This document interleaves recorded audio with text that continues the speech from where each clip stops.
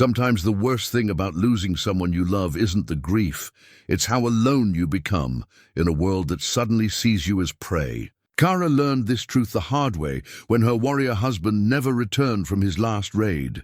Now she sits in a smoky Viking feast hall, trying to trade wool and stay invisible. But too many eyes watch her. Too many men see opportunity in her loneliness. She's about to slip away when a deep voice cuts through the noise behind her. "If they ask, you're mine." The words come from Bjarke One-Eye, a war leader feared across the northern lands. Kara doesn't know if this is protection or a new kind of danger. What she doesn't know is that Bjarke owes her dead husband a life debt.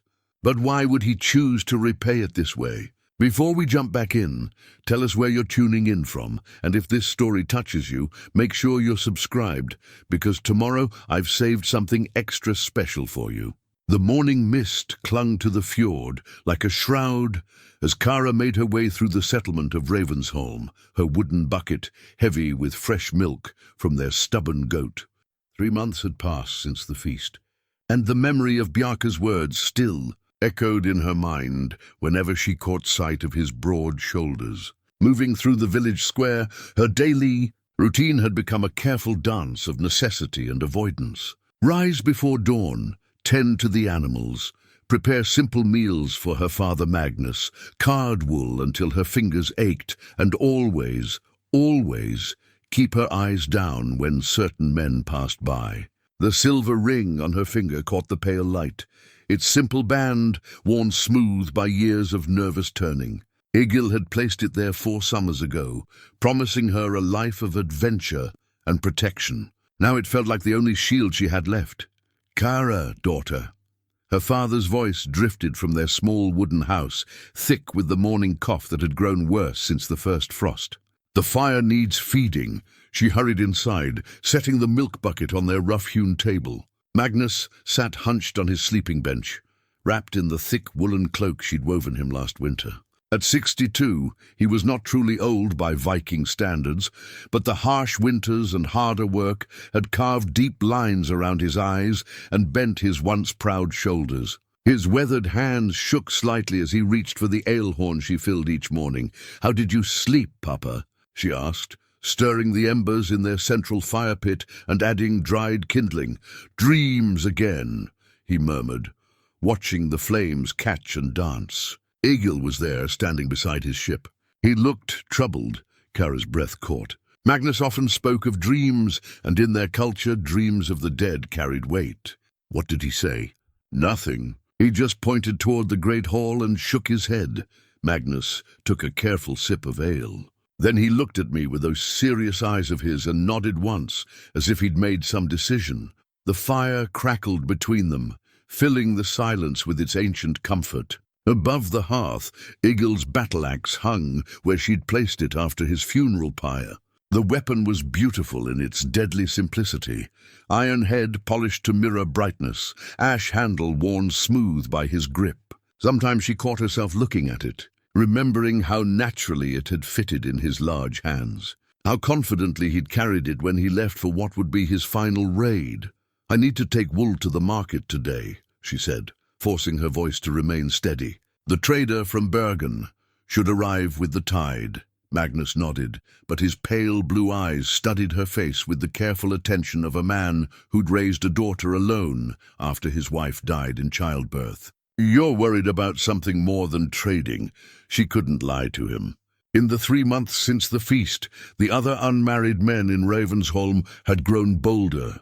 Without Bjarke's imposing presence constantly visible, some seemed to think his protection had been mere theatre. Thorvald the blacksmith had begun finding excuses to visit their homestead. Eric Longbeard, whose wife had died the previous winter, made increasingly direct comments about the benefits of joining households. Even young Olaf, barely past his 20th summer, had started lingering near their goat pen with obvious intention. "They watch me, Papa. When I go to market, when I tend the animals, when I draw water from the well, they're waiting for something." Magnus set down his horn with deliberate care, waiting for Bjarke to show his hand, most likely.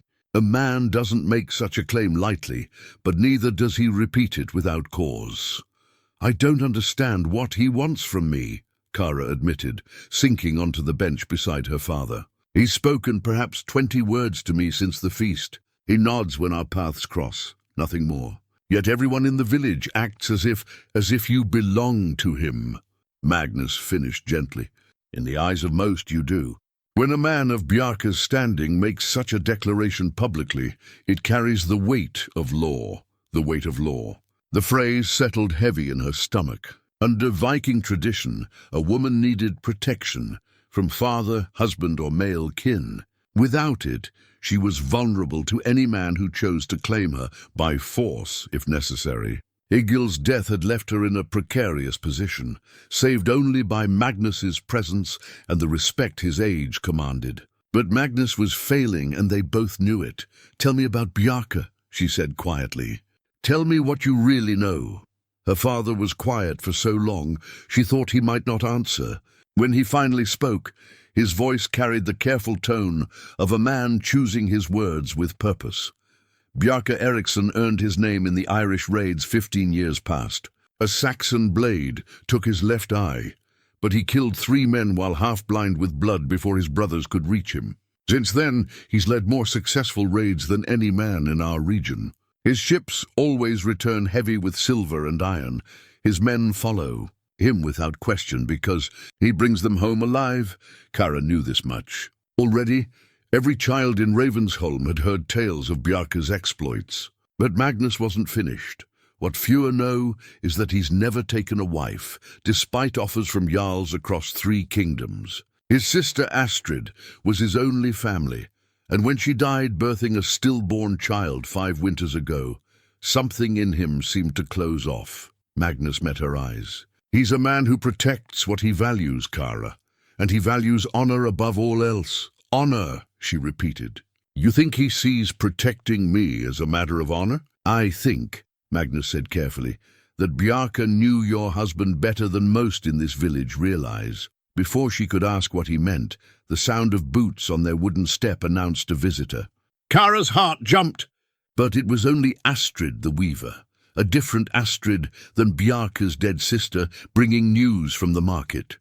The Bergen trader's ship was spotted rounding the headland, the older woman announced, her breath visible in the cool air. "If you want good prices for your wool, you'd best hurry." Kara gathered her finest pieces, soft grey wool she'd spent weeks preparing, dyed with lichen to achieve a subtle blue-green that reminded her of winter seas. She wrapped the precious bundles carefully in oiled leather, thinking of the silver they might bring. Silver meant security, meant another month of independence, meant food for Magnus through the coming winter.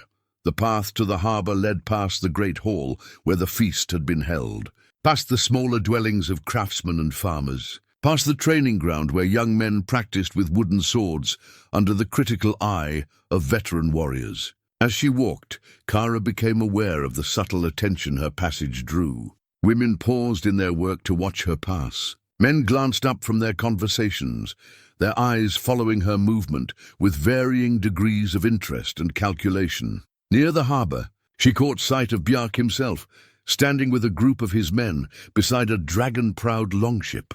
Even at a distance, his presence commanded attention. He stood a full head taller than most men, his broad shoulders made broader by the bare fur cloak he wore despite the mild weather.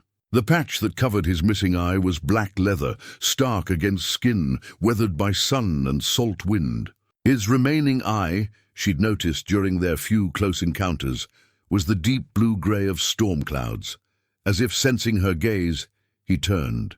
Their eyes met across the bustling harbour, and for a moment the noise of merchants and sailors faded to nothing. He inclined his head slightly, a gesture of acknowledgement that somehow managed to be both respectful and possessive. Then one of his men spoke to him, and the moment was broken.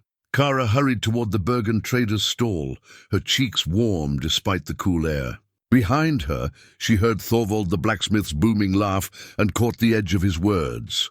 "See how long the One-Eye's patience lasts when winter comes, and he's still sleeping alone." The words struck her like a physical blow. Was that how the village saw Bjarke's protection? As some elaborate courtship that would inevitably end in her surrender? The thought made her stomach clench, with a mixture of anger and something else she didn't want to name. The Bergen trader proved to be a shrewd but fair man, and she managed to get good silver for her wool. As she tucked the coins into the leather pouch at her belt, she felt some of her tension ease. This would buy grain for the winter, medicine for Magnus's cough, perhaps even a little honey to sweeten their simple meals. Walking home through the settling dusk, she found herself thinking about Egil. 4 years of marriage had been good years, filled with laughter and gentle affection. He'd been a kind husband, patient with her fears and generous with his praise. When he'd kissed her goodbye that final morning, promising to return before the first snow, she'd believed him completely. Egil always kept his promises, but Egil was gone, and she was here, walking through a village where every unmarried man seemed to view her as a prize to be won. Every man except the one who'd claimed her without asking, who protected her without explanation, who watched her with storm-grey eyes that revealed nothing of his intentions. As she reached her door, Kara found herself touching the silver ring on her finger, Egil's ring, worn smooth by years of love and loss. Tomorrow would bring new challenges, new watchful eyes, new questions about Bjarke's mysterious protection. But tonight, she would sit by the fire with Magnus, tend to their simple needs, and try not to think about what the coming winter might bring. The goat bleated softly from her pen, and Kara smiled despite her worries. Some things at least remained simple and clear. Some things could still be depended upon, even when the world grew complicated around them. The trouble began on market day, 2 weeks after her successful trade with the Bergen merchant. Kara had wrapped herself in her best cloak, deep blue wool with silver thread at the edges, a wedding gift from Egil's mother, and ventured to the weekly market with a basket of cheese and the last of her summer vegetables. The morning had started well enough, with fair prices for her goods and friendly conversation with the other women. But as the sun climbed higher and the ale began flowing more freely among the traders, she noticed the change in atmosphere. 3 men she didn't recognize had arrived with the latest trading vessel, rough-looking sorts, with the weathered faces and calculating eyes of those who lived by taking advantage of others. They'd been watching her for the better part of an hour, their conversation growing louder and more pointed as they drank. "That's her," she heard one of them say to his companions, his voice carrying despite his attempt at discretion. "The widow without protection. Look at those fine clothes. There's silver in that household." Kara kept her eyes on her remaining vegetables, arranging and rearranging them with hands that had begun to tremble slightly. The market square, which had felt safe and familiar just moments before, now seemed to close in around her. Other traders continued their business, but she sensed the subtle shift in attention, the way conversations quieted as people became aware of the tension building. The 3 strangers approached her stall with the swagger of men, accustomed to getting their way. The leader, a heavy-set man with graying braids and a scar that ran from his left ear to the corner of his mouth, planted himself directly in front of her display. "Good day to you, woman," he said, his tone deceptively polite. "Fine vegetables you have here. What are you asking for the lot?" Kara named a fair price, keeping her voice steady despite the warning bells ringing in her mind. Something about the way he looked at her, not at her goods, but at her, made her skin crawl. "Too dear for such poor quality," he said, picking up one of her best turnips and examining it with theatrical disappointment. "I'll give you half that, and you'll thank me for the kindness." "The price is fair," she replied firmly. "If it doesn't suit you, perhaps someone else." His hand shot out faster than she'd expected, closing around her wrist with crushing force. "Perhaps you didn't hear me clearly, woman. I said I'll give you half. Take it, or take nothing." The market square seemed to hold its breath. Kara could see other traders watching from the corners of their eyes, could feel the weight of their attention and their reluctance to interfere with what appeared to be a business dispute. In that moment, she understood with crystal clarity how alone she truly was. "Let go of my arm," she said, surprised by the steel in her own voice. The scarred man's grip tightened instead. "You're in no position to make demands, widow. Word is, You've got no man to speak for you, just an old father too weak to swing a sword. Makes a woman vulnerable in times like these." His companions chuckled, moving closer to flank her stall. One of them, a thin man with yellow teeth, reached out to finger the edge of her cloak. "Fine cloth," he observed. "Expensive. Too expensive for a woman with no protection. Makes a man wonder what else she might have tucked away." Terror and rage warred in Kara's chest. She tried to pull free, but the scarred man's grip was like iron. Around them, the market continued its bustle, but she felt utterly isolated, as if she'd been trapped in some nightmare where no one could see her distress. "Please," she said, hating the pleading note that crept into her voice. "Just let me go about my business." "Your business," the scarred man said, leaning closer so she could smell the ale on his breath, "is now my business. You're coming with us to discuss terms for... Is there some difficulty here?" The voice cut through the tension like a blade through silk. Bjarke One-Eye stood 3 paces away, his hand resting casually on the pommel of his sword. He appeared calm, almost relaxed. But something in his bearing made the 3 strangers release Kara immediately and take a step back. "No difficulty," the scarred man said quickly, though his eyes remained defiant. "Just conducting a bit of trade with the lady." "Trade," Bjarke repeated, his single eye taking in Kara's torn sleeve where the man had gripped her, the overturned vegetables scattered around her stall. "It appears to be rather one-sided trade." The thin man with yellowed teeth tried to bluster. "We don't know you, stranger. This is no concern of yours." Bjarke's expression didn't change, but somehow the temperature in the immediate area seemed to drop several degrees. "Allow me to correct your ignorance. I am Bjarke Eriksson, called One-Eye, leader of the Raven's Wing and the Stormwalker. These are my waters you sail, my harbor you rest in, my people you trade among." He paused, letting that sink in. "And this woman is under my protection." The effect was immediate and dramatic. The scarred man's face went pale beneath his weathered tan. His companions exchanged quick, nervous glances. Around the market square, Kara could see heads turning as words spread through the crowd. We meant no offense," the scarred man stammered. "We didn't know she was claimed." "Now you do," Bjarke said simply. He stepped forward, not hurrying, not threatening, but somehow making his presence fill all the space around Kara's stall. "I trust this misunderstanding won't be repeated." The 3 strangers gathered what remained of their dignity and retreated, but not before the scarred man shot a look of pure hatred at Kara. "This isn't finished," he muttered, just loud enough for her to hear. Bjarke's hand was on his sword hilt instantly. "What did you say?" "Nothing," the man said quickly. "Nothing at all."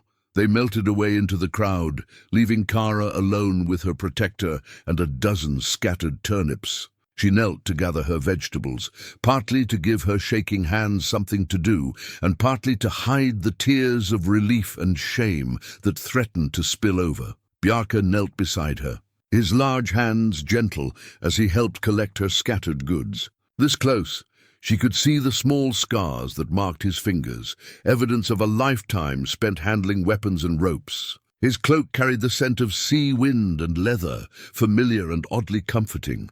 "Are you hurt?" he asked quietly. She shook her head, not trusting her voice. Her wrist ached where the stranger had gripped her, and she knew there would be bruises by evening. But nothing was broken, except perhaps her illusion of safety.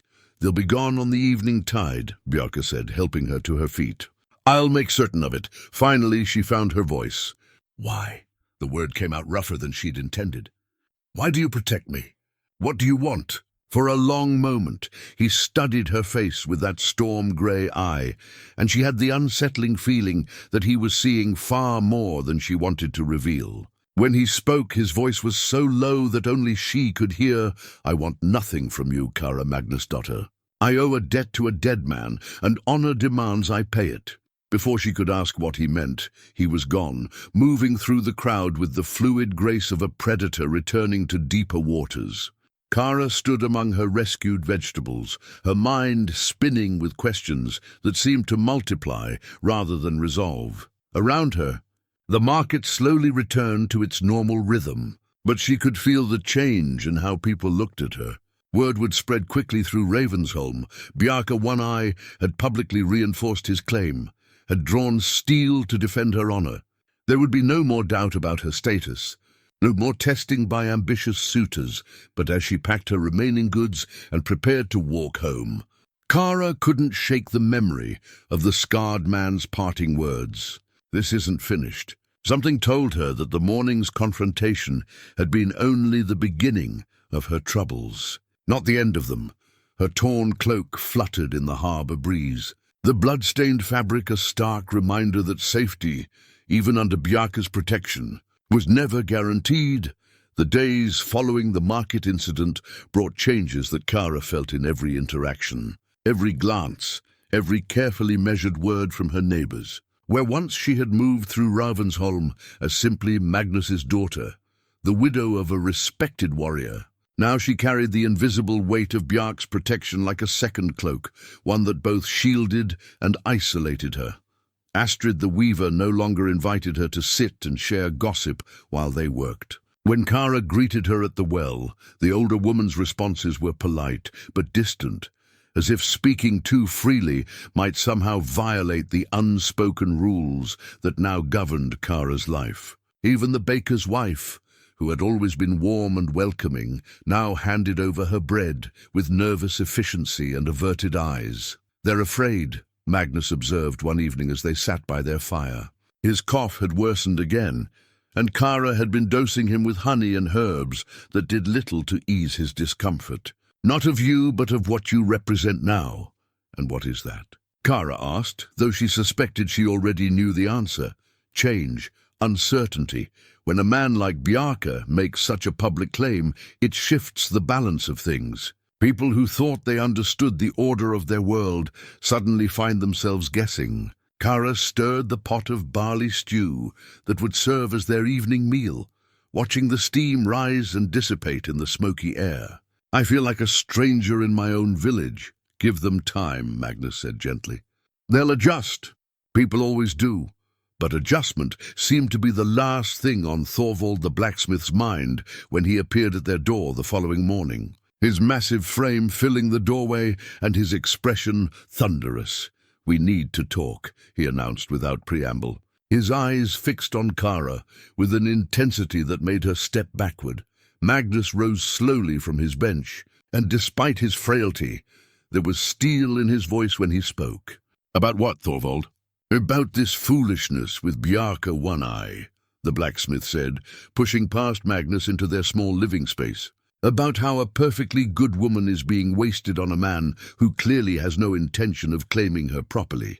Kara felt heat rise in her cheeks. "That's not your concern, isn't it?" Thorvald turned to face her, his bearded face flushed with ale and frustration. "I've been patient, Kara, more patient than most men would be. I've offered you marriage, offered to care for your father, offered you the security of my forge and my name. And for what? So you can play at being some great warrior's woman while he treats you like some secret he's ashamed of." "Thorvald," Magnus warned, but the blacksmith was beyond listening. "When was the last time he visited you? When was the last time he brought you gifts, courted you properly, spoke with your father about intentions? He makes his grand gesture in public, then disappears. That's not protection, that's possession." The words stung because they held an uncomfortable grain of truth. Since the market incident, Bjarke had been notably absent from her daily life.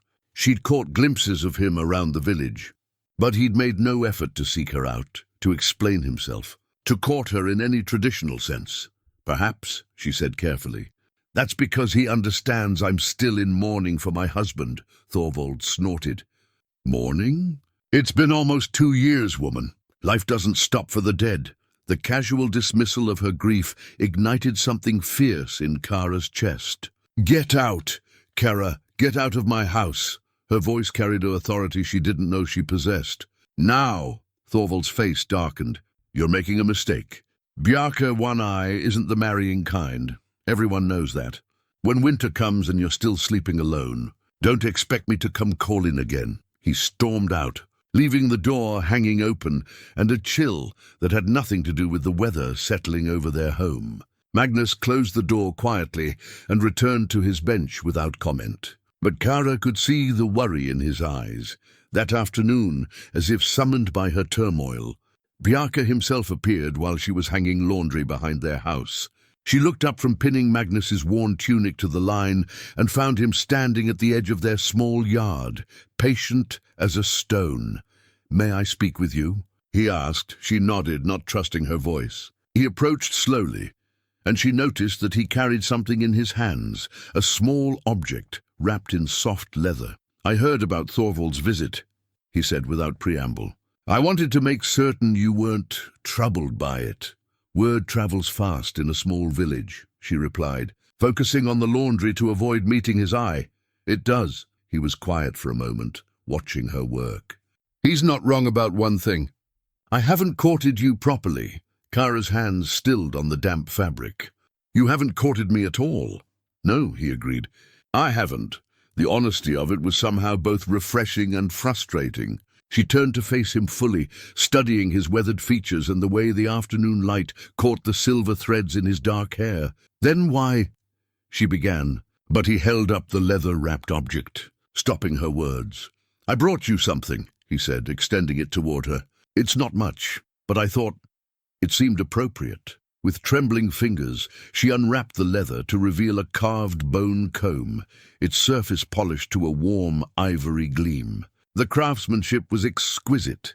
Delicate knotwork patterns ran along its spine, and the teeth were perfectly smooth and even. "It's beautiful," she whispered, turning it over in her hands. "But I can't. It was my sister's," he said quietly. "Astrid. She would have wanted it to go to someone who would appreciate its value." The gift felt weighty in her hands, heavy with meaning she didn't fully understand.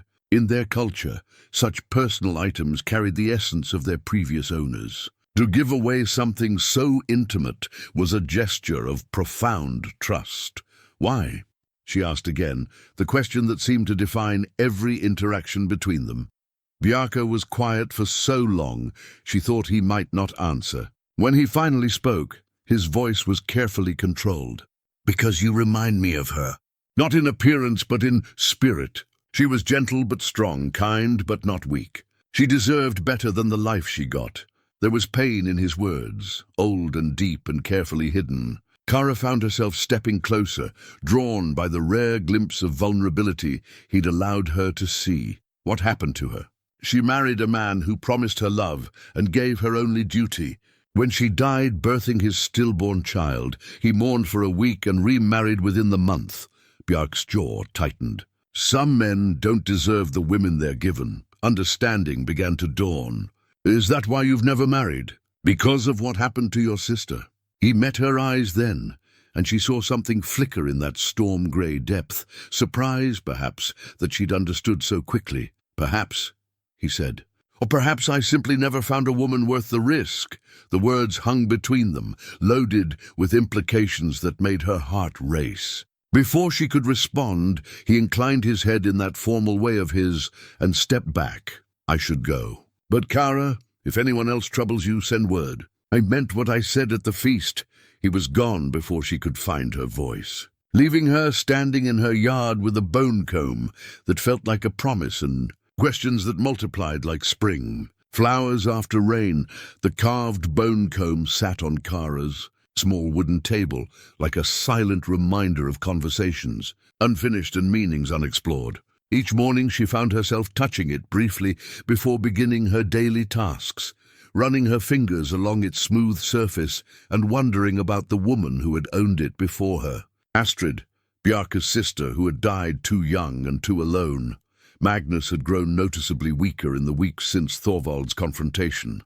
His cough now kept him awake through much of the night, and Kara often found him sitting by the dying embers of their fire, staring into the glowing ash as if seeking answers there. On this particular morning, she discovered him holding something she hadn't seen in years, a leather-bound journal, its pages yellow with age, and its binding worn soft by countless handlings. "Papa?" she said gently, settling beside him on the bench. "What are you reading?" He looked up at her with eyes that seemed older than his years, clouded with memories and something that might have been regret. "Old stories," he said, closing the journal carefully. old debts and old friendships. Before she could ask what he meant, a commotion outside their door drew their attention. Voices carried on the morning air, angry voices with the particular edge that spoke of men working themselves up to action. Kara moved to the window and peered through the oiled skin that served as glass. Eric Longbeard stood in their small yard, flanked by two other men she recognized as members of his household. The widower had been growing bolder in recent weeks, his interest in Kara becoming more pronounced as Bjarke's physical absence continued. Now he stood with the swagger of a man who believed he had support for whatever he'd come to do. Magnus Thorson. Eric called loudly enough for half the village to hear. "Come out and speak with us like a man!" Magnus sighed heavily and reached for his walking stick. Despite his frailty, he maintained the dignity of his years as he made his way to the door. Kara followed close behind, her hand instinctively moving to the small eating knife at her belt. "What brings you to my door, Eric?" Magnus asked, his voice carrying the authority of a man who had once been a respected warrior in his own right. "Truth," Eric replied bluntly. "Truth about this foolishness with Bjarke One-Eye. How long are we supposed to pretend that his so-called protection means anything? When did you last see him speak with your daughter? When did he last bring gifts or discuss terms with you as her father?" One of Eric's companions, a younger man named Gunnar, spoke up. "My cousin saw him drinking in Jarl Svine's hall 3 nights past, laughing and carrying on with no mention of any woman. Doesn't sound like a man bound by honor to me." Kara felt something cold settle in her stomach. She hadn't known about Bjarke's visits to the neighboring settlement, hadn't known he was free with his laughter while she remained trapped in the liminal space between widow and wife. "Perhaps," Eric continued, his voice growing bolder with each word, "it's time to acknowledge that Bjarke's interest was temporary, that he's moved on to other concerns, leaving your daughter in an impossible position. What are you suggesting?" Magnus asked, though there was steel beneath his calm tone. "I'm suggesting that a practical arrangement might serve everyone better. Your daughter needs protection and provision. I need a wife to manage my household and help raise my children. Bjarke clearly has no intention of fulfilling his implied obligations." Eric stepped closer, his bearded face earnest with what he probably believed was reasonable logic. "Why should we all continue this charade?" The words hit Kara like physical blows. The terrible thing was that Eric wasn't entirely wrong, at least about Bjarke's absence. Since their conversation in the yard, she'd seen him only at a distance, going about his business as if she were just another villager under his general protection, rather than someone he'd specifically claimed. "I appreciate your concern," Magnus said carefully, "but my daughter's future is not yours to decide, isn't it?" Gunnar interjected. "When winter comes and you're too weak to protect her, what then? When raiders come looking for undefended households, what protection will Bjarke's distant promise provide?" The question hung in the air like a blade.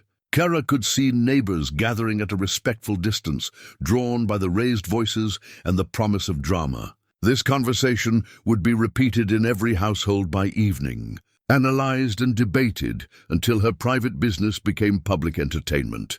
"I can speak for myself," she said, stepping forward despite Magnus's restraining hand on her arm.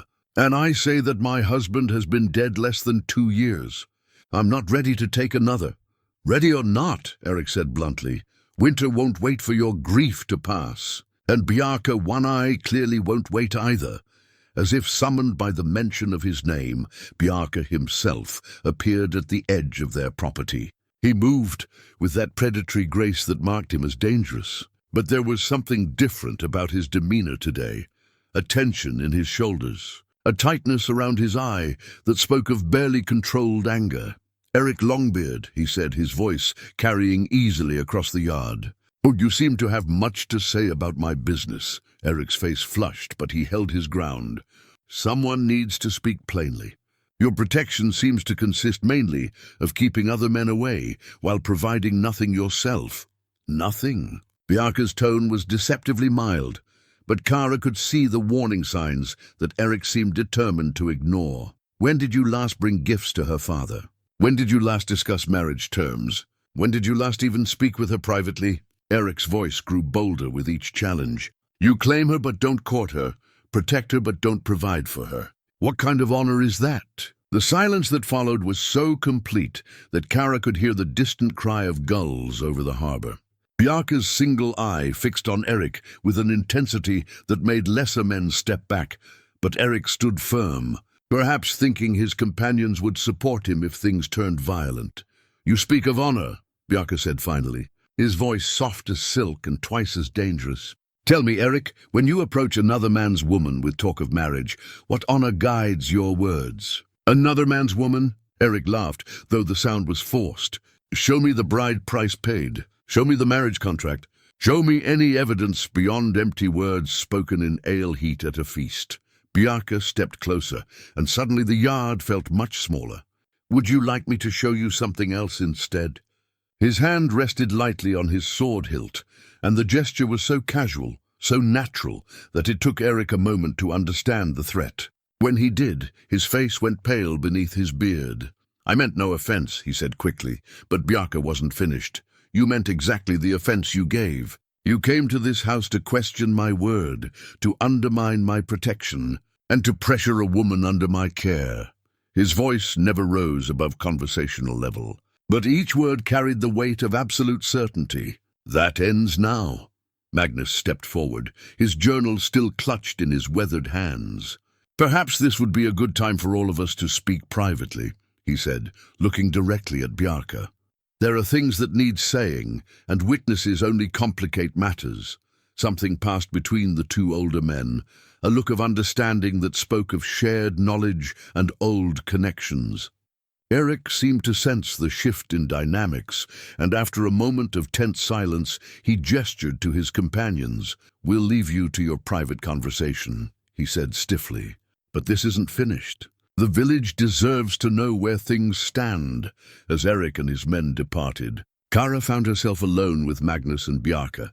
The leather journal between them like a bridge to secrets she was only beginning to suspect existed. The silence that followed Eric's departure stretched like a taut rope between the three of them. Magnus clutched his journal with hands that trembled slightly, whether from age or emotion.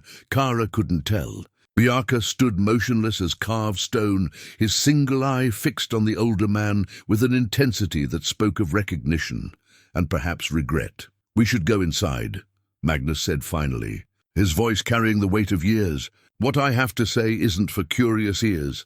They settled around the central hearth, the fire crackling between them like a fourth presence. Magnus opened his journal carefully, his fingers tracing pages filled with his careful script. Records of raids, battles, debts of honor, and the complex web of relationships that bound Viking society together. Bjarke Eriksson, Magnus began, his voice formal, as if he were making an official pronouncement. You knew my daughter's husband. It wasn't a question, and Bjarke didn't treat it as one. I did. How well? Kara asked, though something in her chest warned her that she might not want to hear the answer. Magnus turned several pages in his journal, then stopped at an entry marked with careful runes. Well enough to save his life. Well enough to fight beside him when the Irish kings made their last stand at the ford of Clontarf. Well enough to hold him when he died. The words hit Kara like a physical blow. She stared at Bjarke, searching his weathered face for confirmation or denial, but found only a granite stillness that told her everything she needed to know. You were there, she whispered. When Egil died, you were there. Bjarke's jaw tightened, but he met her gaze steadily. I was. Tell me. The words came out rougher than she'd intended, edged with a pain she'd thought she'd learned to carry. Tell me how my husband died. For a long moment she thought he might refuse. Then he leaned forward slightly, his voice taking on the cadence of a man recounting events burned into his memory. We'd taken the Irish king's stronghold, but victory came at a price. Our forces were scattered, celebrating too early. That's when their reinforcements arrived, fresh warriors with nothing to lose and everything to fight for. He paused, his single eye distant with memory. Egil and I found ourselves cut off from our main force, trapped in a courtyard, with perhaps 20 enemies between us and safety. Magnus nodded slowly, following along in his journal. The Battle of the Seven Shields. Egil wrote to me about it afterward. We fought our way toward the wall back to back. He was magnificent that day. I've never seen a man use an axe with such deadly grace. Bjarke's voice carried genuine admiration. We almost made it. Almost, Kara repeated, the word bitter on her tongue. An Irish spear caught him in the side just below his ribs. Not a mortal wound by itself, but it slowed him down. When the next wave came, there were too many of them. Bjarke's hands clenched into fists. I tried to cover him, but an axe blow sent me sprawling. When I regained my feet, Egil was surrounded. Kara found herself holding her breath, terrified to hear what came next, but unable to stop him. He could have surrendered. The Irish would have taken him for ransom. He was clearly a man of status. Instead, he looked at me across that bloody courtyard and smiled. Actually smiled. Then he charged into the center of them, buying me the time I needed to reach the wall. And you left him, she said, her voice barely audible.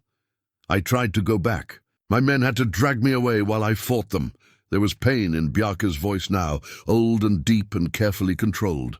By the time we could mount a rescue, it was too late. We found him surrounded by 7 dead enemies. Still gripping his axe, Magnus turned a page in his journal and produced something that made Kara's heart stop, a fragment of painted wood, no larger than her palm, bearing the distinctive blue and silver pattern that had decorated Egil's shield.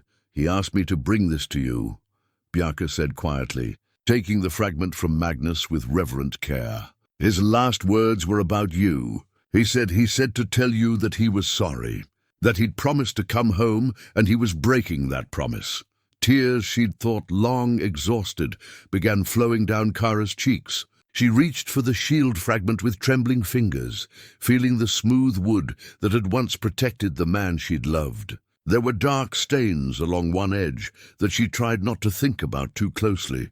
He also said something else, Bjarke continued, his voice so low she had to strain to hear. He made me swear an oath, made me promise that if anything happened to him, I would watch over you, protect you, make sure you were never alone or defenseless. The pieces began falling into place with painful clarity. The life debt you mentioned at the feast. He saved my life that day by sacrificing his own. In our law, that creates a bond that death doesn't break. Bjarke met her eyes directly. I owe him everything I am, everything I'll ever be. Protecting you isn't a burden, Kara, it's an honor. But why didn't you tell me? She asked, clutching the shield fragment against her chest. Why all the mystery and distance?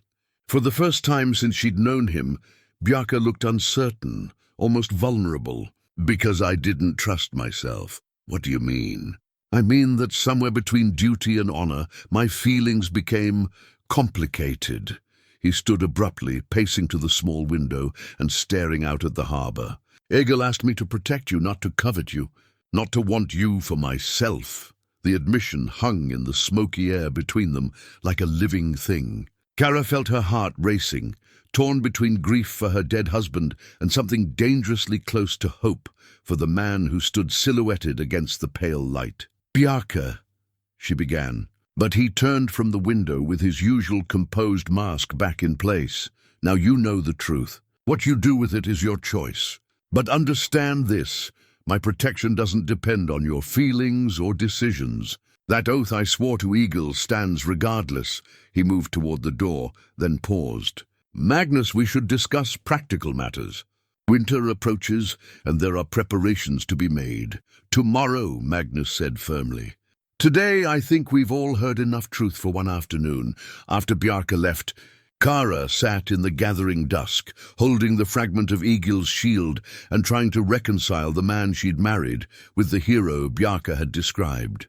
In her memories, Egil had been gentle, kind, protective in a quiet way. But the man who had charged 7 enemies to save a brother in arms, that man was a stranger to her. Perhaps, she thought, she had never known her husband as well as she'd believed. And perhaps the mysterious warrior who now protected her in Egil's name was not the stranger she'd thought him to be. The nights grew longer as autumn deepened into the promise of winter, and with them came a subtle shift in the rhythm of Kara's life. Magnus spent more time sleeping, his breathing labored, and his appetite diminishing despite her efforts to tempt him with rich broths and honeyed ale. She found herself watching him with the careful attention of someone memorizing details against an inevitable loss. It was during one of these quiet vigils that Bjarke began visiting more regularly. Not with the dramatic gestures or formal announcements that village gossips might expect, but with the steady presence of a man fulfilling a duty that had become something deeper. He would arrive near sunset, often carrying firewood or fresh fish from his nets, and settle into comfortable conversation with Magnus, while Kara went about her evening tasks. "You're like your sister in that way," she heard Magnus tell him one evening as she prepared their simple meal. Astrid never could stand to see someone struggling alone. Bjarke's voice carried a note of surprise. "You knew Astrid?" "I knew her mother Sigrid before she married your father. We were all young once, though it seems impossible now." Magnus chuckled, the sound interrupted by a coughing fit that left him breathless. Astrid had her mother's gentle heart and her father's stubborn will. Dangerous combination in a woman. From her place by the cooking fire, Kara watched Bjarke's face soften at the mention of his sister. It occurred to her that in all the stories told about him, his raids, his battles, his fierce reputation, she'd never heard anyone speak of his capacity for grief or love. "She would have liked you," Bjarke said quietly, his single eye finding Kara across the small room.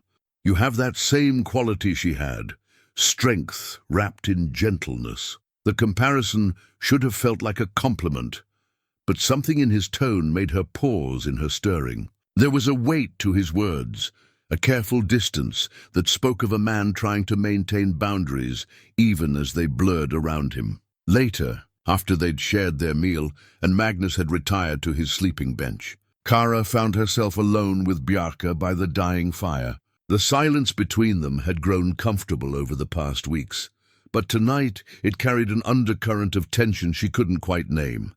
"May I ask you something?" she said. Setting aside the wool she'd been carding, he nodded, though his posture suggested wariness. "Why did you never marry? Before all this, with Egil and his oath. You're a successful leader, wealthy by our standards, respected. Surely there have been offers." Bjarke was quiet for so long she began to think he wouldn't answer. When he finally spoke, his voice carried the careful tone of a man sharing secrets he'd kept hidden for years. "There was someone once. Before Astrid died." He stared into the fire, watching the flames dance over the glowing embers. "Ingrid Eriksdottir, daughter of a jarl from the northern settlements. Beautiful, intelligent, everything a man could want in a wife." Kara felt an unexpected stab of something that might have been jealousy, followed immediately by shame at the emotion. "What happened?" "I was away on a long raid when Astrid's time came. Months at sea, chasing Irish gold and glory. When I returned, I found that Ingrid had been among the women who attended the birth." His hands clenched into fists. "She told me later that she'd tried to help, had done everything she could. But watching Astrid die in agony while her husband paced outside the door, caring more about his heir than his wife, Ingrid said it changed something in her, made her question whether any man could truly be trusted with a woman's life. She ended your betrothal. She asked me to choose, marriage to her or the raiding life that kept me away for months at a time. She wanted a husband who would be there when she needed him, not a warrior who might return to find her grave." Kara could hear the old pain in his voice, carefully controlled but never fully healed. "And you chose the sea?" "I chose freedom," he corrected gently. "Or what I thought was freedom.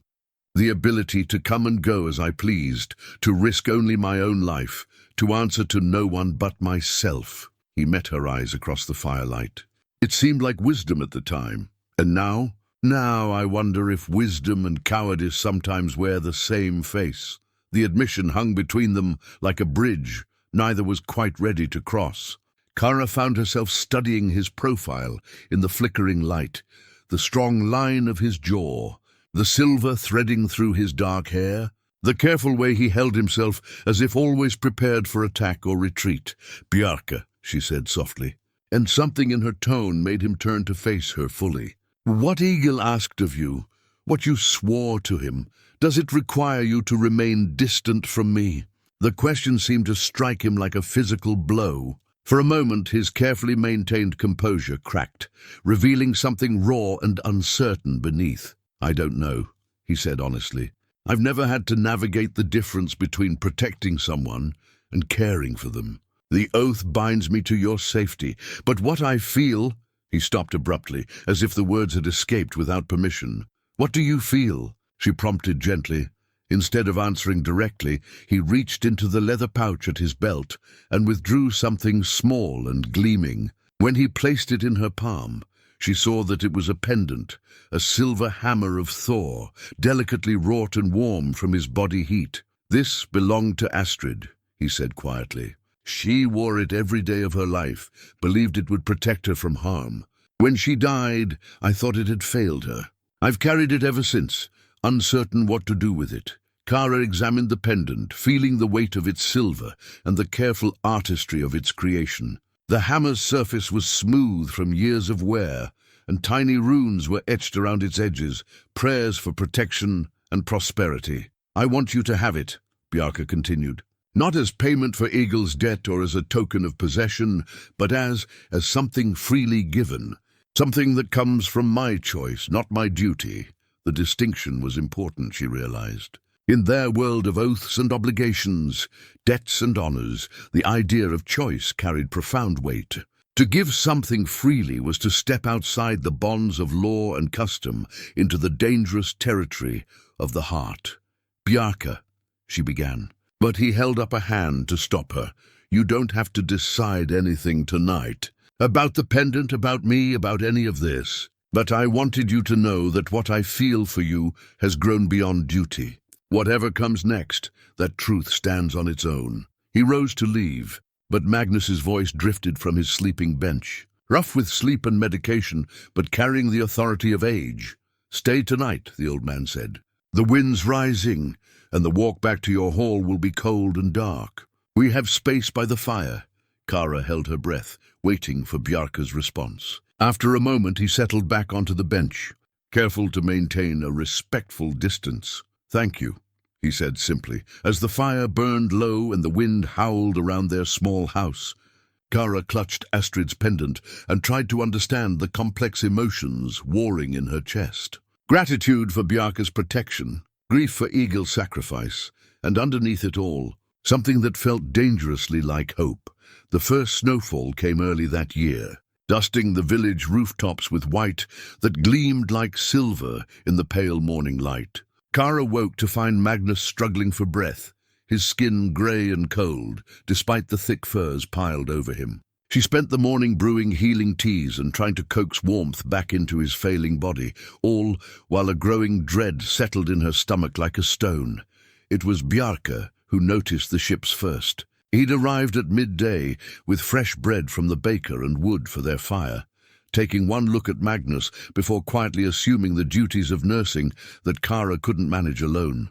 They worked together in careful silence, she supporting her father while Bjarke built up the fire and prepared warm broths that might ease the old man's suffering. "Kara," Bjarke said quietly, glancing toward their small window, "we have visitors."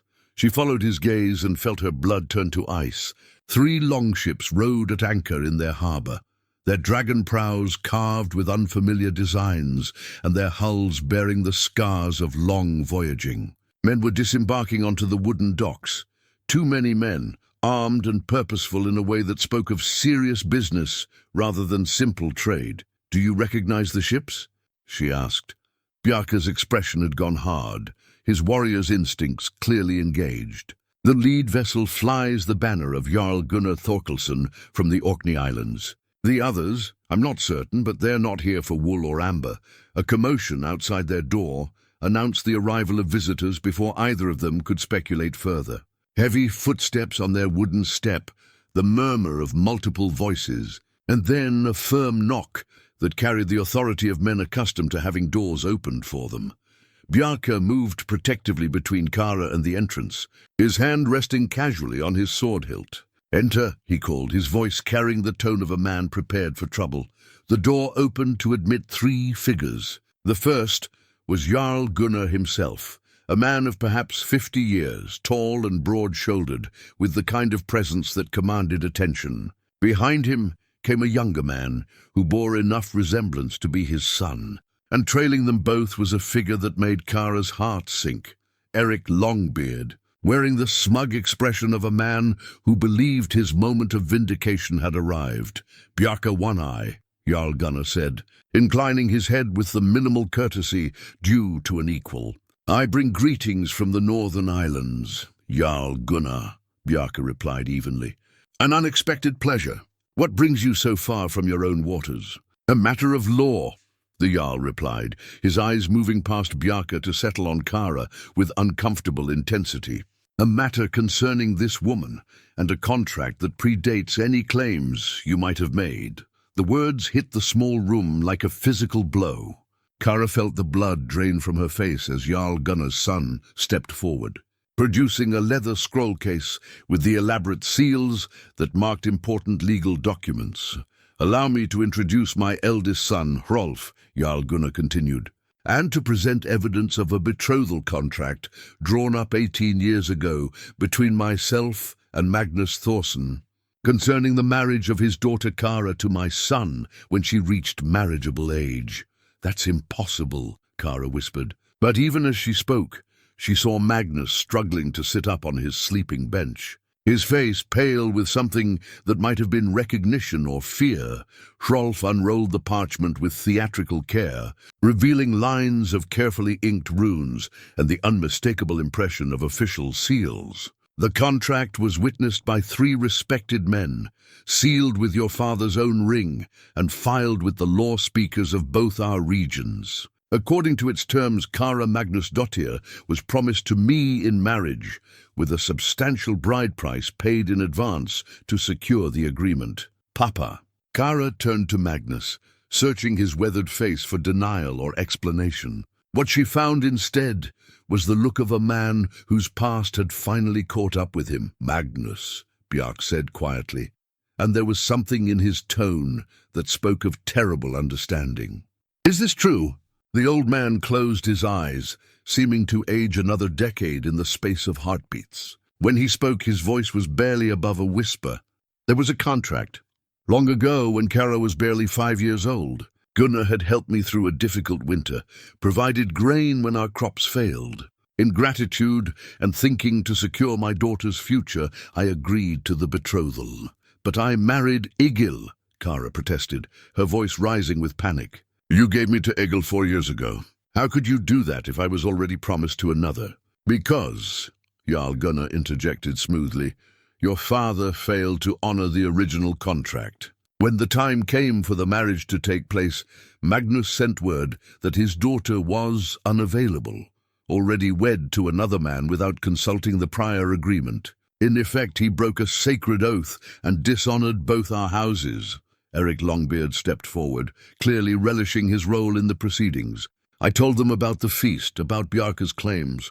They have the right to challenge any arrangement made without acknowledging the prior contract." The room seemed to spin around Kara as the implications sank in. If the contract was legitimate, if it truly predated her marriage to Egil, then everything she'd built her life upon was founded on broken law.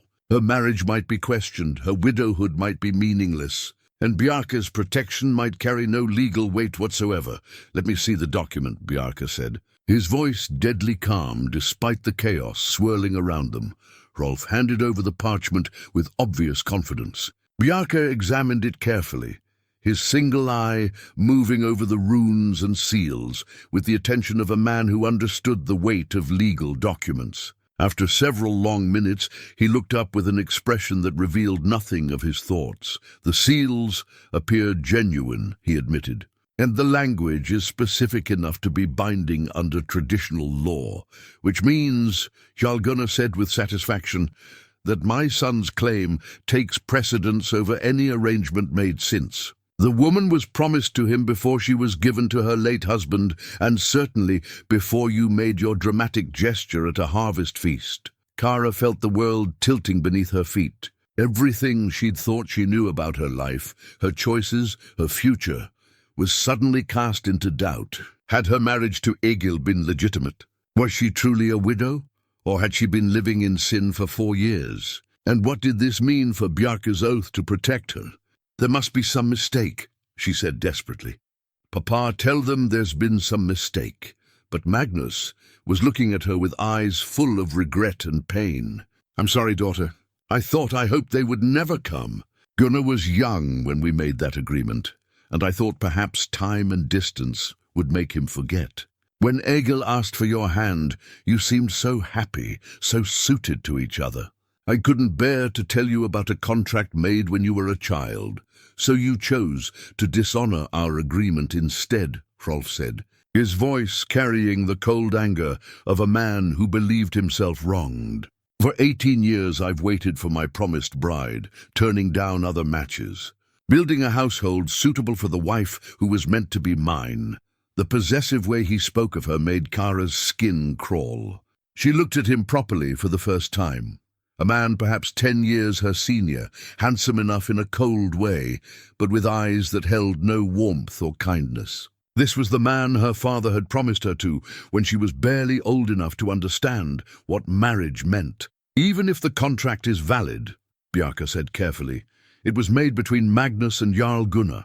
Kara was a child with no voice in the agreement. Surely there's room for negotiation, for finding a solution that honors everyone's interests.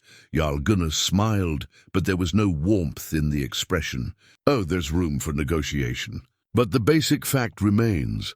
My son was promised this woman, and he intends to claim what is rightfully his. The only question is whether this matter will be settled peacefully, or whether it requires the intervention of the Thing and formal legal proceedings. The threat was clear.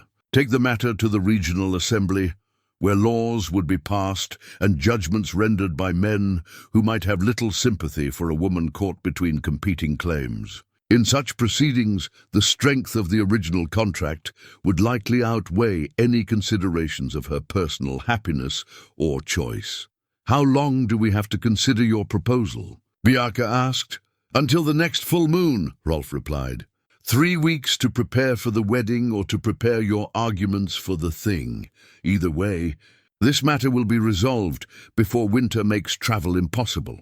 As the 3 men filed out of their small house, leaving behind the bitter scent of conflict and the weight of impossible choices, Kara sank onto the bench beside her father's bed. In her hand, she still clutched Astrid's pendant, its silver surface now cold against her palm. Everything had changed in the space of an afternoon. Her future, which had seemed so uncertain but full of possibility just hours before, now seemed trapped between legal obligations and the competing claims of men who viewed her as property to be transferred rather than a person with her own will. And through it all, Magnus lay dying, carrying the weight of decisions made long ago that would shape her destiny long after he was gone. The days following Jarl Gunnar's ultimatum passed in a blur of desperate activity and whispered conversations. Magnus's condition worsened steadily, as if the shock of confronting his past had accelerated his body's surrender to age and illness. He spent most of his time sleeping fitfully, occasionally muttering words from fever dreams that mixed memories of ancient battles with regrets for choices made in darker times. Kara found herself caught between tending to her dying father and trying to understand the legal maze that threatened to trap her future. Bjarke had taken to spending entire days at their house, poring over law scrolls borrowed from the village's wisest men, and sending messages to contacts throughout the region who might provide counsel or support. On the 4th morning after the confrontation, Magnus rallied enough strength to call Kara to his side. His weathered hand, now barely more than skin stretched over bone, fumbled beneath his sleeping furs until it emerged, clutching something small and metallic. "Kara," he whispered, his voice so weak she had to lean close to hear him.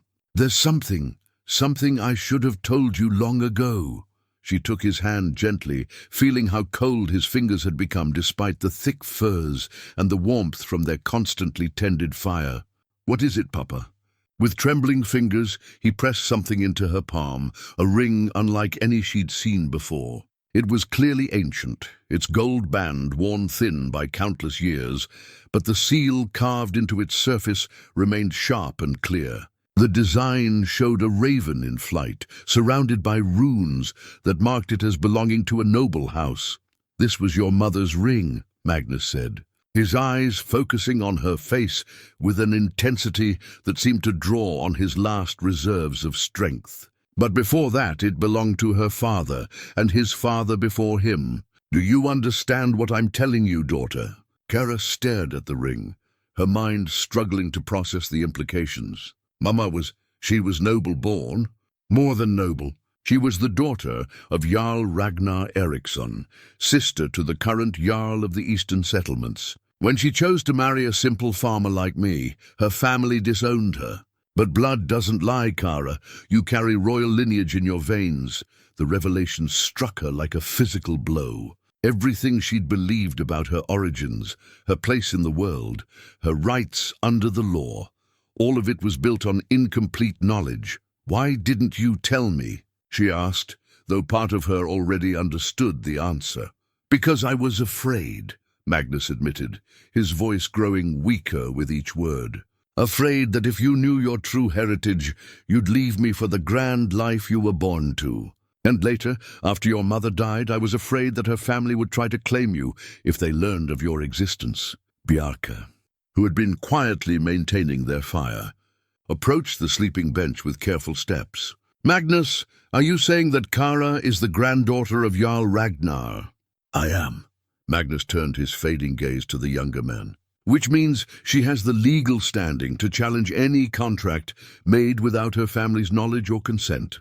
No Jarl may bind the daughter of another Jarl's house without proper negotiation between equals." The implications began cascading through Kara's mind, like stones down a mountainside. If she could prove her noble lineage, it would invalidate the contract that Jarl Gunnar claimed gave his son rights over her. But proving such a claim would require witnesses, documentation, recognition from her mother's family, none of which seemed possible given the circumstances. "The ring," Bjarke said quietly, examining the ancient seal.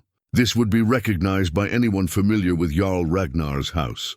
But Gunnar could claim it was stolen, or that you're an imposter. We'd need more than just the ring." Magnus struggled to sit up, his breathing labored but his expression determined. "There's more. Your mother, she wrote letters to her brother over the years, trying to maintain some connection despite their estrangement. He never replied, but she kept copies of everything she sent. They're hidden beneath the hearthstone wrapped in oiled leather. With Bjarke's help, they pried up one of the flat stones that formed the base of their fire pit. Beneath it, in a carefully carved hollow, lay a leather packet that had been protected from moisture and time. Inside were dozens of letters written in a woman's careful hand, along with what appeared to be official documents bearing impressive seals.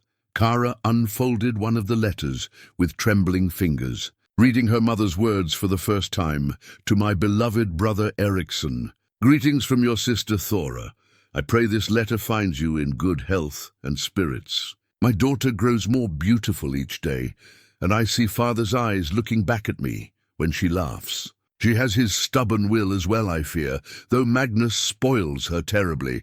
There were dozens of such letters, spanning the years from Kara's birth until her mother's death when she was 12, each one a window into a relationship she'd never known existed, a family heritage that had been hidden from her for reasons that now seemed both protective and tragic. "This changes everything," Bjarke said, studying one of the formal documents, what appeared to be a genealogy tracing Thora's lineage back 3 generations. "With this evidence, you have not just the right to refuse Gunnar's contract, but the legal standing to demand recognition from your mother's family." "But they disowned her," Kara protested. "Why would they acknowledge me now?" "Because politics change," Magnus said weakly. "Because Jarl Eriksson is aging and has no male heirs. Because a legitimate granddaughter, properly presented, might be exactly what his house needs to secure its future." The conversation was interrupted by commotion outside. Horses, hooves on frozen ground and the sound of men calling to each other with the urgency of important news. Bjarke moved to the window, his expression growing grim as he watched whatever was unfolding in the village square. "What is it?" Kara asked. "Riders from the east. They're flying the banner of—" He paused, studying the approaching party more carefully. "They're flying your grandfather's banner. The raven of Jarl Ragnar's house." Kara felt her heart leap into her throat. "That's impossible.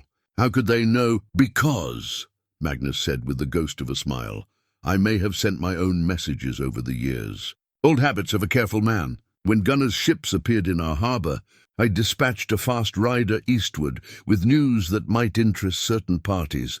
Through their small window, they watched as a party of perhaps 20 warriors rode into Ravensholm's central square. At their head rode a man of middle years, whose bearing and the deference shown him by his companions marked him clearly as nobility. Behind him came a younger woman, her dark hair braided with silver threads, and her cloak bearing the same raven design as the ring Kara now wore. "Your aunt," Magnus whispered. "Astrid Ragnarsdottir. She was just a girl when your mother left, but she's grown into a formidable woman by all accounts." Bjarke was already reaching for his weapon belt, his warrior's instincts engaged by the sudden arrival of armed strangers.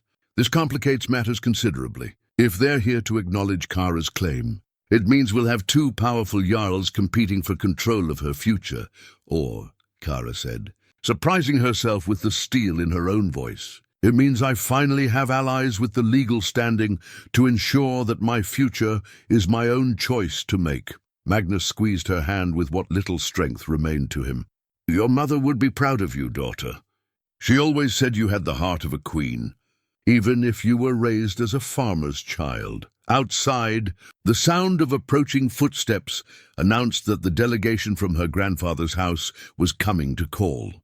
Kara stood, straightening her shoulders and lifting her chin with a pride she was only beginning to understand she had the right to claim. For the first time since Jarl Gunnar had arrived with his impossible contract, she felt something that might have been hope. The game had changed dramatically, and while the stakes remained high, she was no longer a helpless pawn, to be moved about the board by men who viewed her as property. She was Kara Magnusdottir, granddaughter of Jarl Ragnar, heir to a noble house with the legal standing to determine her own fate. And she intended to use every advantage that heritage provided to ensure that when this conflict ended, it would be on her terms, not those of men who sought to claim her against her will. The ring on her finger caught the firelight, its ancient gold gleaming like a promise that the blood of queens ran in her veins, and that queens did not surrender their crowns without a fight. But first, she had to survive the political storm that was about to break over their small village. As 2 powerful houses prepared to contest not just her hand in marriage, but the very question of who had the right to speak for her future, the knock on their door, when it came, was firm but respectful, the knock of equals calling upon equals, rather than the demanding summons of those who expected automatic obedience.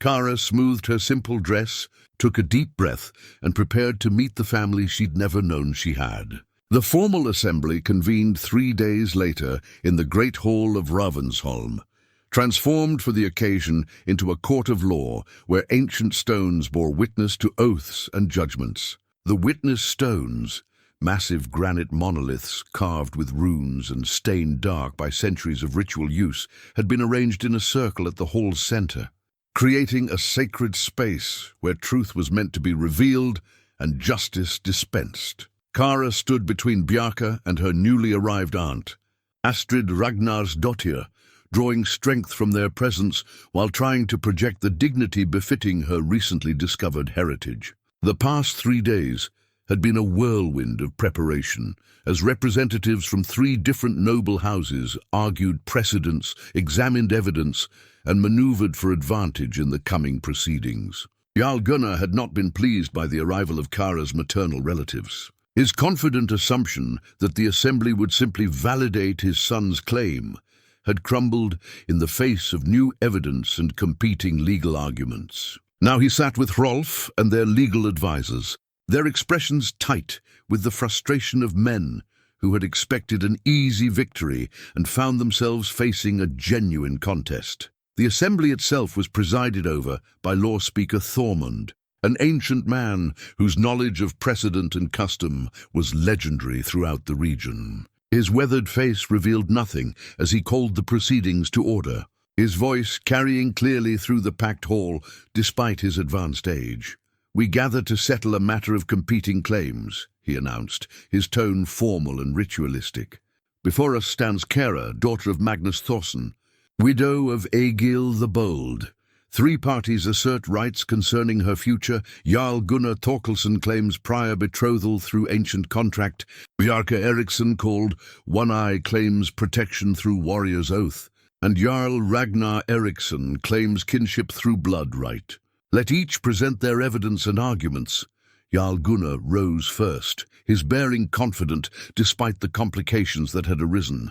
"Honorable law speaker, the matter is simple. 18 years ago, I entered into a formal betrothal contract with Magnus Thorson, promising his infant daughter to my son Hrolf when she reached marriageable age. The contract was properly witnessed, sealed and recorded. When the time came to fulfill this agreement, Magnus dishonored our arrangement by giving his daughter to another man without consulting the prior commitment." He gestured to his legal advisor, who produced the contract with theatrical flourish. "The document speaks for itself. My son has waited faithfully for his promised bride, and we demand that the original agreement be honored." Murmurs rippled through the assembled crowd as the contract was passed to law speaker Thormund for examination. The old man studied it carefully, his fingers tracing the seals and runes with practiced expertise. "The document appears genuine," he acknowledged. "The language is specific and binding under traditional law. However, circumstances have arisen that complicate its enforcement. Astrid Ragnarsdottir, you may present your family's position." Kara's aunt rose with fluid grace, her bearing every inch the noble woman she'd been born to be. Despite being only 10 years older than Kara herself, she commanded the room's attention with natural authority. "Honorable law speaker," she began, her voice clear and strong. "The contract in question was negotiated under false pretenses. Magnus Thorson presented his daughter as a farmer's child, suitable for alliance with a minor jarl's house. He concealed the fact that she was granddaughter to Jarl Ragnar Eriksson, blood of the royal line that traces back to the sea kings of old. She produced the letters and genealogical documents they discovered beneath the hearthstone. These proved beyond doubt that Kara is no simple farmer's daughter, but a princess of royal blood whose hand may not be disposed of without proper negotiation between equal houses." The revelation sent a shock through the assembly. Even those who had heard rumors of Kara's heritage seemed stunned by the formal presentation of evidence. Jarl Gunnar's face had gone pale, while Hrolf looked as if he'd been struck by lightning. "Furthermore," Astrid continued, "any contract binding a member of our house would require the consent and seal of the family head. Jarl Gunnar negotiated only with Magnus, treating him as if he had sole authority over a royal daughter. Such presumption invalidates any agreement they might have reached." Law speaker Thormund examined the new documents with the same careful attention he'd given the betrothal contract. When he looked up, his expression was troubled. "These are serious claims, requiring serious consideration. The law is clear that noble blood carries special protections, but the authenticity of these documents must be verified. They bear my father's personal seal," Astrid said firmly, "and I am here as his official representative to acknowledge Kara as his legitimate granddaughter and heir to our house." The formal acknowledgement struck the assembly like a thunderclap. To be publicly recognized by a royal house was no small matter. It carried legal weight that could override almost any prior arrangement.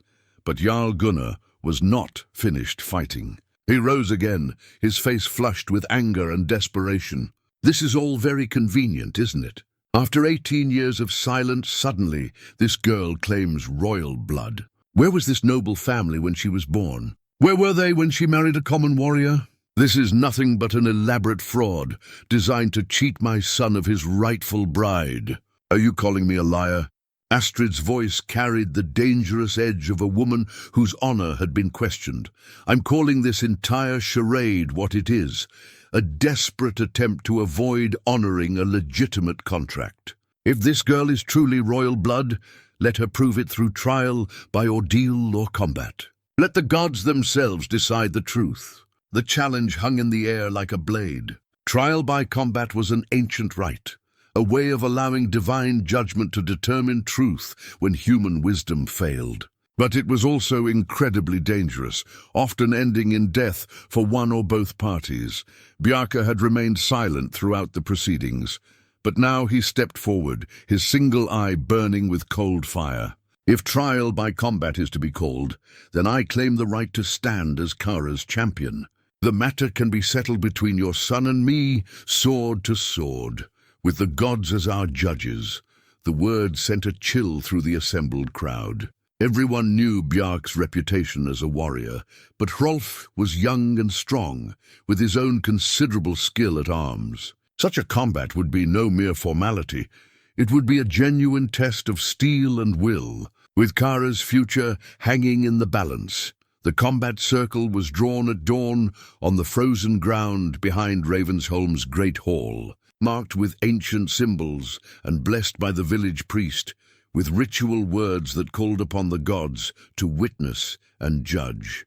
The entire settlement had gathered to observe the trial, their breath visible in the cold air as they formed a respectful circle, around the sacred space where truth would be determined. By steel and courage, Kara stood beside the wooden platform where the most honored guests were seated, clutching Eagle's blessed sword, the weapon she had insisted Bjarke carry into combat. The blade had been her wedding gift to her first husband, forged by the finest smiths and blessed by 3 priests for protection in battle. If Egil's spirit truly watched over her, she reasoned, then his sword would guide Bjarke's hand in this moment of ultimate need. You don't have to watch, Bjarke had told her quietly as he prepared for the combat, strapping on his battle gear with the methodical precision of a man who had done this countless times before. No one would think less of you for turning away. I will watch, she had replied firmly. If you're willing to risk your life for my freedom, then I owe you the courtesy of witnessing your courage. Now, as the 2 combatants entered the circle from opposite sides, she wondered if her resolve would hold. Hrolf looked magnificent in his polished mail and ceremonial helm, every inch the young warrior prince he'd been raised to be. His sword caught the pale morning light like captured fire, and his movements spoke of years of training under the finest weapon masters his father's wealth could buy. Bjarke, by contrast, wore the scarred leather and battle-tested mail of a man who had learned his skills in the harsh school of real warfare. His weapons were practical rather than beautiful, tools for killing rather than symbols of status. But there was something in his bearing, a calm certainty that spoke of absolute confidence in his abilities, that made Kara's heart swell with fierce pride. Lawspeaker Thormund raised his staff for silence. Let it be known that these warriors fight not for personal glory, but as champions of competing truths. May the gods grant victory to the righteous and wisdom to those who witness. He lowered the staff decisively. Begin! The 2 men began circling each other with the patient wariness of predators, taking measure of their prey. Hrolf moved with the fluid grace of youth and training, his sword weaving patterns in the air as he sought openings in Bjarke's guard. The older warrior remained more stationary, conserving his energy while watching for the inevitable moment when his opponent would overcommit to an attack. That moment came sooner than Kara expected. Hrolf, perhaps eager to impress the watching crowd with his skill, launched a series of lightning-fast strikes that forced Bjarke to give ground around the circle's edge. The younger man's blade work was indeed impressive, a dazzling display of technique that drew appreciative murmurs from the assembled warriors, but Bjarke weathered the storm of steel with the patience of experience, deflecting rather than blocking, stepping aside rather than standing firm. When Hrolf's flurry finally ended, The young man was breathing hard from his exertions, while Bjarke seemed barely winded. "Is that all?" Bjarke asked quietly, his voice carrying clearly in the cold air. "In real combat, your enemy doesn't applaud pretty sword work." Hrolf's face flushed with anger at the mild taunt. He pressed his attack again, this time with less finesse, but more brutal power, trying to overwhelm Bjarke's defenses through sheer aggression. Their blades rang together like hammer on anvil, the sound echoing off the surrounding buildings as the two warriors tested each other's strength and skill. It was during one of these fierce exchanges that Kara saw the shift in momentum. Hrolf, committed to a powerful overhead strike, left himself exposed for just an instant, but an instant was all that Bjarke needed. The veteran warrior's blades swept up in a perfectly timed counter, deflecting Hrolf's sword, while simultaneously slashing across his opponent's sword arm. Blood bloomed bright against Hrolf's mail, and his weapon wavered in his grip. The wound wasn't mortal, but it was disabling, the kind of precise cut that spoke of surgical skill rather than lucky chance. "Yield," Bjarke said firmly, not pressing his advantage, but standing ready to end the fight decisively if necessary. "You fought with honor, but this is finished." Hrolf stared at his wounded arm, then at Bjarke's steady blade, understanding dawning in his eyes. After a moment that stretched like an eternity, he slowly lowered his sword and stepped back. "I yield," he said loudly enough for all to hear. "The gods have spoken." A cheer went up from the assembled crowd, not for victory over a defeated enemy, but for a contest fairly fought and honorably concluded. Lord Speaker Thormund stepped forward, his ancient voice carrying the weight of final judgment. "The trial by combat has been decided. The gods have shown their will through strength of arms and clarity of purpose. Let no man question the legitimacy of Kara Ragnarsdottir's heritage or her right to choose her own fate." Kara felt tears streaming down her cheeks as Bjarke approached the platform, Egil's sword still gleaming in his hand. When he offered the weapon back to her, she shook her head. "Keep it," she said, her voice thick with emotion. "It has served its purpose in protecting what Egil loved most. I think he would want it to stay with the man who honored his sacrifice." Bjarke accepted the blade with the solemnity of a man receiving a sacred trust. Around them, the crowd began to disperse, chattering excitedly about the morning's events and their implications. But for Kara, only one thing mattered. She was finally, truly free to choose her own destiny. The autumn flowers had long since faded when Kara stood in the same meadow where she'd gathered them as a child. But now she wove them with silver threads and her own careful hands into something that would mark not an ending, but a beginning.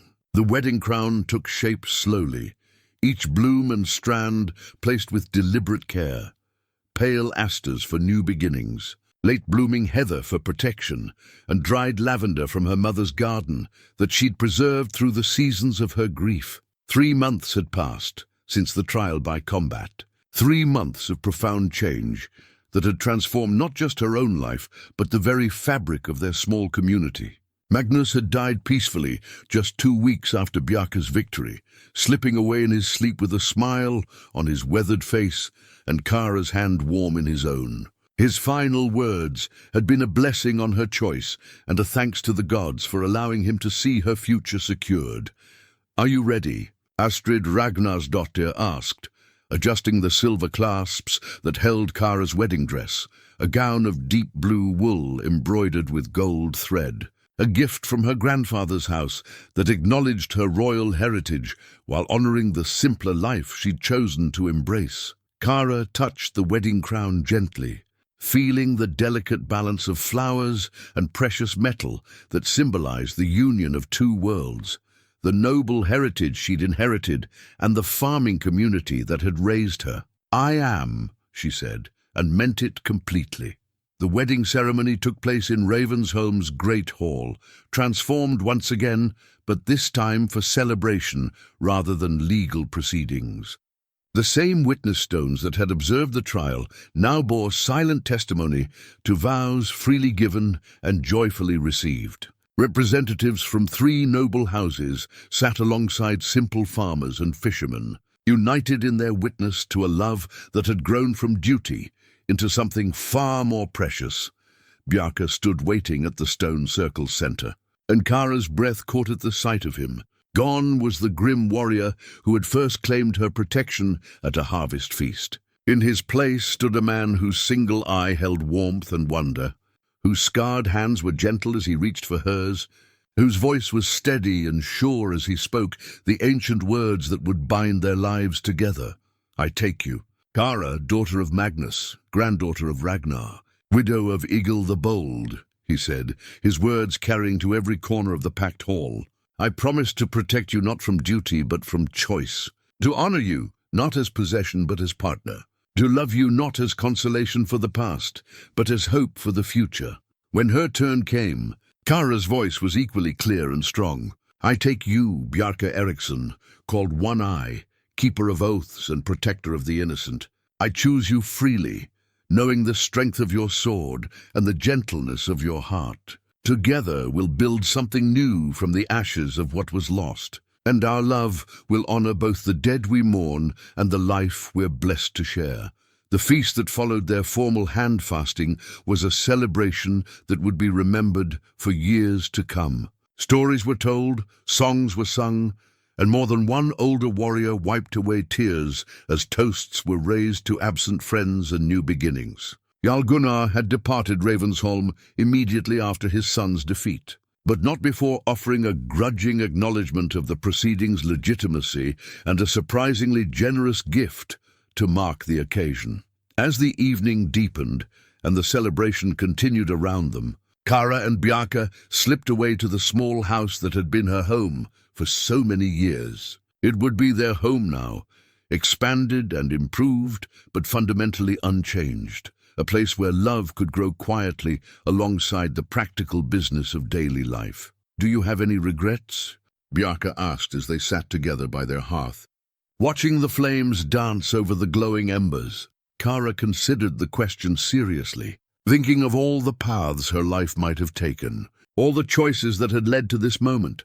"I regret that Magnus didn't live to see our children," she said finally. "I regret that Egil couldn't know how his sacrifice led to something beautiful. But no, I have no regrets about this."